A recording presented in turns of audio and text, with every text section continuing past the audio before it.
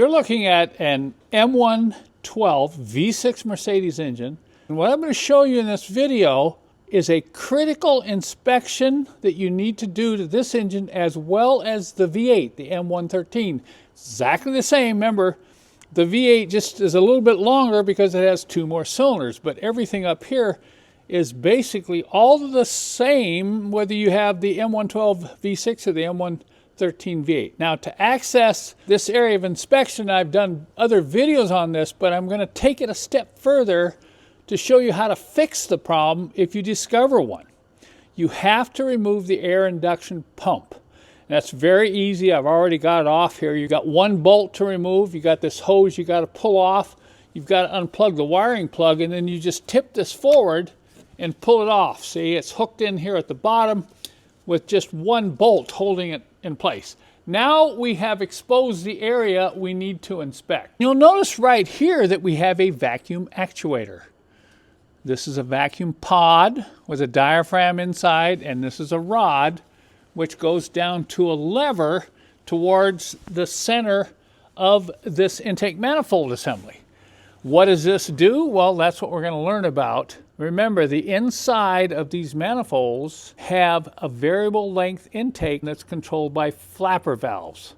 There's valves inside here that open and close. What we're trying to do in this video is determine whether or not it's working. And if it isn't, how do we fix it? The easiest way to test this, by the way, is to have someone get in the car, start the car up, let it idle for a little bit, and then he's going to hit the gas and release. Hit the gas and release. Notice the rod is moving here. If the rod's not moving, you have a problem. Now you say, well, Kent, what's the big deal? I've been driving the car, it seems to be okay. Well, what happens is it's very slow, very subtle. You'll start to lose some of your performance, some of your power, some of your low-end torque if you lose the activation of these flapper valves inside this intake manifold. Now, sometimes if it's severe, you'll get a check engine light warning. But I've seen it where you don't get, if it's a partial failure, you may not get a check engine light warning. You have a valve here. See this electronic valve here? You have a hose coming from that valve down to the top of the actuator. Then you've got this other hose. Look at this other hose. And it goes all the way down in there and curves up and goes into the bottom of the manifold. See that down in there? Look at that. And look, it's all oily. And if I feel this hose, it's very stiff and it feels like it's rotting down there at the bottom.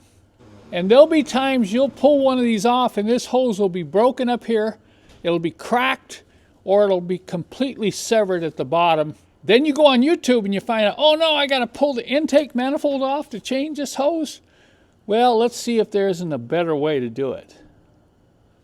So this hose is, I guess, quote unquote, kind of okay. The engine has over 200,000 miles on it, but I don't like what I'm seeing down below. If you reach down there, that curvature in the hose is very hard due to the heat coming off the engine. So as a preventative measure, or if you find yours is already cracked, I'm going to pull this off and I'm going to replace it without removing the intake manifold. So this end, unless it's hardened, you may have to cut it, but this end is loose, so I can just twist it off. But down below there, I can't pull it off. There's no fitting. It goes up into a very special fitting inside the intake manifold. It's designed to be replaced with the intake manifold opened up. So what I'm going to do is go down there and cut it off. I need to cut it off as close to the bottom of the manifold as possible. Obviously, a pair of scissors or some sort of cutting tool is not going to work, but I came up with a special tool, and we're going to put it down in there and see if we can cut this hose off flush. I need to warn you, if your hose going into the manifold is rotten and flaking and breaking up, then this repair is not going to work. So I'm going to use the modified tool that I include in my kit to cut the hose off right in that location right there. The next thing was to find the right vacuum hose. This is a very high quality vacuum hose that we sell on our website. The right wall thickness and the right tightness, because you're not using any clamps here. You need to be able to push this on, particularly down below on the new fitting we're going to install, and it needs to stay on, not come off. So you can see here, I'm not going to push it all the way on, or it's going to be very difficult. I'm just going to get it over one of the barbs, and you can see that does not want to come off. So this is the hose we're going to use, but now we have to talk about how in the world are we going to get a new fitting into the bottom down here. So it became very obvious very quickly that I was going to need to have a mirror down here to be able to see the bottom of the hose, along with a very bright light. And you're fishing, constantly fishing. Where is that hose? Oh, there it is right there. So that's great. I can see what I'm doing now, but I'm already using two hands. How in the world am I going to reach down in there and put that fitting in? And I certainly can't do it by hand. Even if you could get your hand down there, you're not going to be able to do this by braille.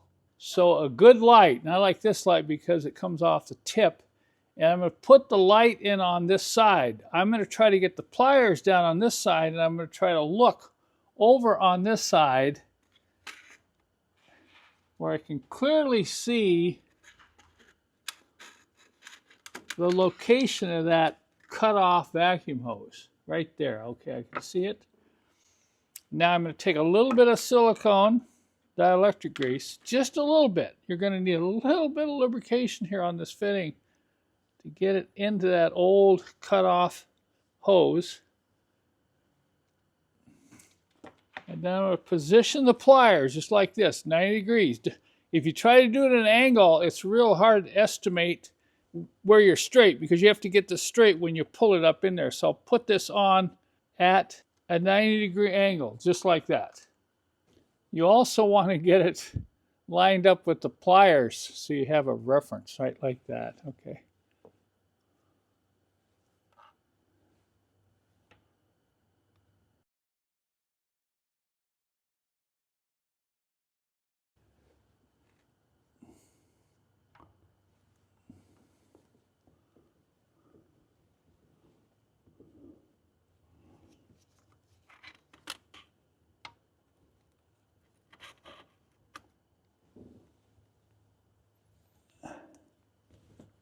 So I got it in position. Notice I use a clamp, and I will include this clamp in the kit. I'm going to have to modify the pliers in the kit as well. And then to release the pliers, I've got to squeeze on them and shove the clamp down all the way down like that. And then I can release the pliers. Now, I'm going to look down in here, make sure that brass fitting is all the way up tight into the bottom of this manifold. Take a look. I always love reporting success, and yes, this was successful, but it wasn't easy. It took a while to get the right tool to cut the old hose off. You have to have the right tool, the right fitting to get that back into the old hose in the manifold, and then you need a quality piece of vacuum hose, or it's gonna deteriorate again. Now I went ahead and replaced any other vacuum hoses here that showed any signs of wear. And as a final comment, I need to caution you, if you don't have the right tools, the right fitting, the right hose, the right knowledge, you're probably better off just pulling the manifold to repair that. I'm going to hopefully make this easier for those of you who have an M112 or an M113 engine that has an old rotten or hardened hose here, because these are going to keep failing as time goes by. And I'll give you the tools, the fitting, the hose, the mirror, and the knowledge that you'll need so you can do this yourself.